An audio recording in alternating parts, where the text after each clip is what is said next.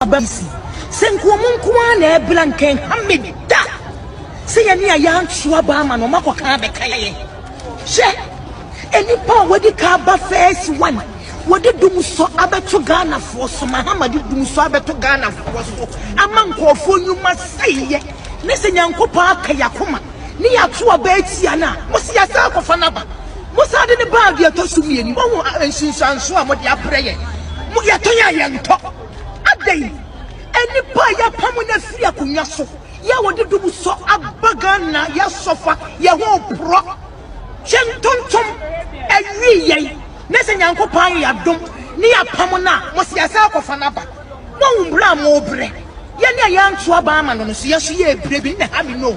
Now, the Yano Cran said, what Suabana, who are more, say, Yan Suabana, Mama Hammer.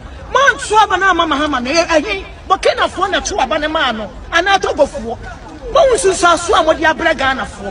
She, I teach a 4 bread, if you have 4 bread. A day, Nagana by my yard, dear pa, dear my 8 years. Ah, she me won't you mean campo. That been 2 years with about me as I put my hammer is not on your issue. One of us of what you know that. Natamaso, and this Kakran, watching in alcohol, no way, and the young Brenno. Now, Mamma Jabosian, the entire de Misumu, Mamma Jabosian, I gave him yet when you walk with Yaka. Let's say they better to walk with Mamma Jabosian.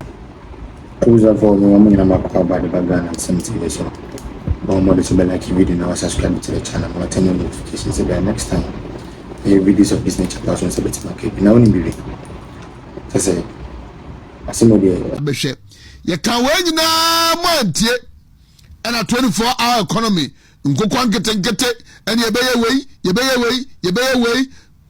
Formula 133. David Wachataka, or so about cost some crooked to him. Can you anyhow, as no be a 24-hour economy?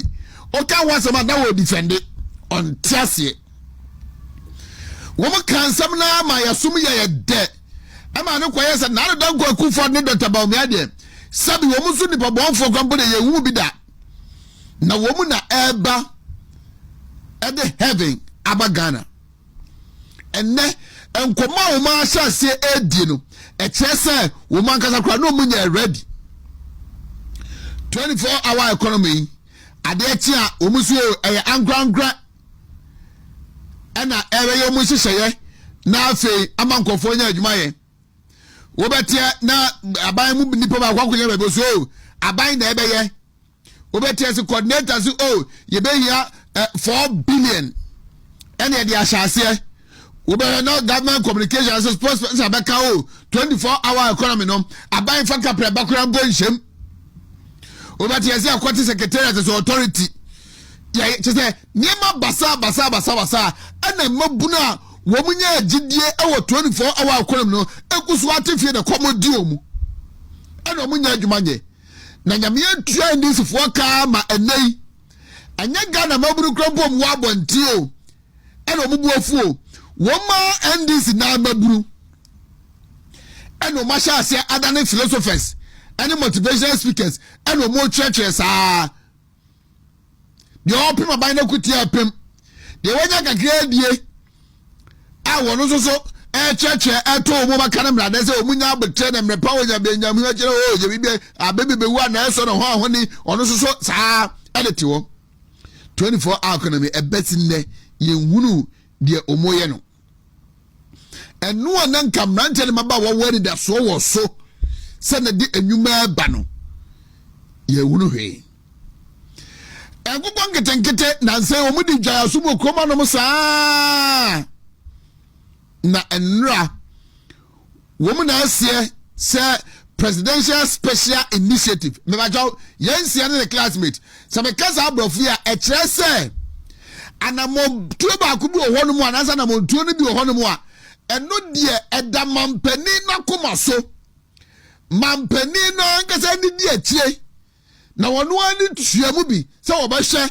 aye amaso ba mfaso e de abra omamu ni nyina presidential special initiative we mampani na ankasa ena aseda anwene atrase adwene ho ediaba ena wo tu ho anamo eno ntino ye na mpempi no sika ye twene ko mampani aso ye no enu bi ene ye de bo ho bra na yesi bibi de national broiler ho ahoni project na national broiler project no mampani apal mrashebedwani a waye ne se oye afa se menye ne de ya kwaku Darlington emerije otitimi o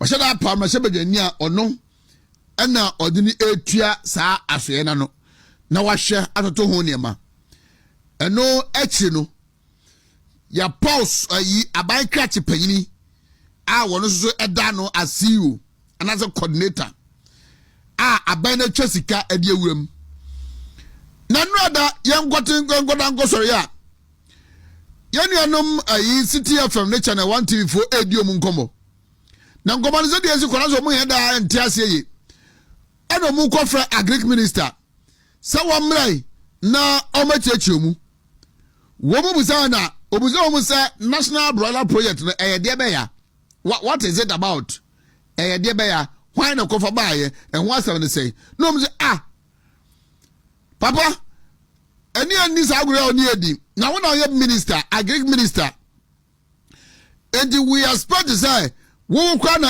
ebia a policy no draft how you be implementing no implementation ya there was a cratchy me say asam na mobusam no de be ya minima the crop maintain ho ma agenda no me say ade ya ewo ho a ya power bi a ye omubo opani na ono na ya catch pina otua no edin say o de Kevin Okras one was say sa minimo minim ene wakan kwa akohwehwe enti wei sa wote ho na NDC aban abeka ache wo say national broiler project bi eno na nkokon nkete no ye be fa honum na ye bridi omu ase ho anwo mu kabrafo ne say na ye wie a ye ba beche ama wo so nya so mfaso a ebe ye dai ene omu nkase wo mu de 720 many pa 13,000. When your profit in excess of $10 billion, look at the money. Just listen to the amount. Winning $10 billion, I just Google it and see the value of it. $10 billion. Say Ghana go to Galam say for your motor go that one the mount cotton. But ultimately, in fact, the ordinary food soldier or company man wejuma. Ubusa say this kind of idea was yedi nyina ewura see the dollar ni mintina about 10 point something. And this ni Nyame, I am the second time say they are losing grounds by the hour, by the second. Because say on one kasa ko for them will say, you scam here, kill the government, 419.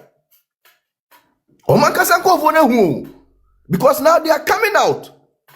When you start out, so here recruitment, you go here comments, because I am an NDC force soldier, I did this, I did that. But look at how they treated me. Yes, I say V once. Obekwana qualified. When you're refreshing, I said disqualified. Na ubebo bia kronwa na NDC for ankasa omoto abamao. Enkwa ketinketi omuni adwumaye. Maton forms over 500,000. Mo say yafa mu 5,000. Says information just say when you scar in excess of 100 million. Forms not ton here no. When you scar in excess of 100 million Ghana cedis. And we have offered nipa 5,000 pe. Na would this party we actually that's we use za. And until I say uko krom busa man for so one to Obama and this will be asinyo. Now they've started running away from the party. It's so unattractive at time. A bong almost a tip Johnny free party. There's no busa say, "Uto there be me man to Obama and this. You want to one to Obama and this, you know."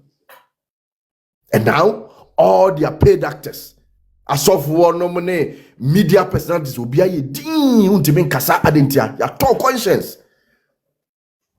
On say, Nyakupon ball na be mo ye human being. Obetimi de wa adwene akasa no. What will be this? Atona bia wo ka bia ma ekuo bi no mu a bibi se a nse wadaje. Hey! But omu ye nuanom, ye yerenom, ye kununom, ye papanom, ye maamenom. Akyerɛkyerɛfo a Ghana dodo na be abosome du miensa and this aban timi ntwe omuka Yewra Mahama. bosome ba ko mienu miensa enan akwa du miensa ebi du ba ko ebi du mienu ebi du miensa Hey, President Mahama.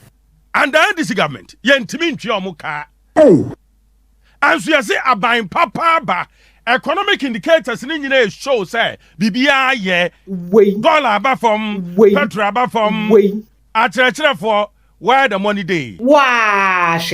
yentimi ntwe omuka Oh, the whole bad, the whole brutal. sa bibia ba from a bibia ye sika sam ye wo ma ye ho atoyen na wo ye wadwen sa akyerɛkyerɛ for no ntwe omuka na ya bro ne baye ne atrimoden ne ka na da hɔ no abro baye ne atrimoden ne ka na da hɔ no because minim de enti abeka sa bibia ye Jenia Kasa. aban ne ba ya ban papa na aba se pre aban na yet akyerɛkyerɛ for ntimi ntwe omuka You can't wear so very set your mind. Oh, very set your mind now. Yeah, dear. If I come back, ni na watch radio no. What you rent? And so boy, what you and can you boy abandon by almost increment 30% about what you walk watch radio, walk for catnum, and so about come baby or back watch radio no, walk watch radio no. Or ma or yere or wabusia or munya den 30 months. Abusumi to me and sa. but me nsro Na bisa se Harry na Idrusu, education minister, the sector minister, abosome du miensa ye ntwia ne kan kote ho. I ask you to be citizen. Mampai John Dramani Mahama, ye ntwia ne ka. Ye twa mo ka na ye ntwia mo ka. na mbom da mabani de ne tirimi ye zendodo Ghana Education Service Director, workers wo ho ye ntwia mo ka na. Ente adwene na ye nwina teacher fo no ho anasa ye ya bro ne baye. Abosome du miensa. Na abrahu same wo mu akokraba tan ahi kura ne say yes at the directives aba sa wo ye teacher ni who grant interview and now yes me call demonstration ye be sanction wo Omo de omo bon na ye kasa omo nte no. masa ye ni soja jimi amamuo no bia wo ne ka na da hɔ no panfam fanchame ye ni soja jimi amamuo no bia ne ka na da hɔ no we are in a democratic dispensation obia tumi kyerɛ na dwen anya soja mamu a wo ton wade ane abesizu no ama I won't talk fuel. Me fa tax trotro ni. Oh, okay. Inti mo 9 cities no. The same thing out here. Me near majority of Ghanaians, it doesn't benefit us. Okay. The past 1 month in Kenya, transport situation to say. There was a crisis, a major crisis. There still is. Inti se o kase me sorry, me tofu. Yes, some people in this country nipe binu to say or no our car. I'm sure so a fleet of cars. Now be a Charles. So car ba could be. Muna mo work now the majority of us now you fat trotro, you fat taxis, you fat these hailing apps no. Yeah, you know that benefits so far. A mayim butum yanshoni your dosh. It is all catch them say Nyame in the last 1 year. They say macroeconomic indicators na bafom. Apart from the trotro no taxes ni hailing apps na me fa no. Me kodwom. I'm a mother. Yes. Me do jom na me to me niyama na me to the prices no inflation it makes no difference. In fact there's an increase. Me basic niyama me to or I need at home groceries. Most of them yatutum near me debia me do baby ameka ideal milk. I have used ideal milk since I was a baby. Me man so no use. A year ago, in fact December 2024, now me taught the tin at 8 cities. As at December 2025, me taught the 14 cities. Baby will have me taught 15 depending on the shop. It's not just that. Yes, some makers send a rice bo abafom. Yes, some types of rice bo abafom. Oil. Na me ebi amini vegetable oil, me di coconut oil, and also soy palm oil. So sa asabu no mo kana mitimi hwe omudin ye na ye wo ho na everyday Ghanaian, everyday person no sao inflation no dollar na aba for no Ghana ha yendi dollar. Yes, a section of the business what can I say business community. People, yes, they'll benefit. Why not? Na ya can so yen so ne yedos. And as I said, I'll repeat it. Near here, Nisa promises no more de Emma Ghanaians no. Omo beye na ya sitena mu adwoyen. Na se mi frika so e bank ran. Na first no na me use 15 cedis. Na ne mi frika so e bank ran. And na mi free akra ma beye na me call back to Kaswa. And I have to use 45 cedis. Ufu or na aba 9 cedis. Na so fa so ma me say. Sempa FM. All because the whole transport sector. Honestly, I still don't get how that whole issue came up. Eba ne se trotro ni na emwajai. And omo buofu. What is it? Sa issues no and affecting. When we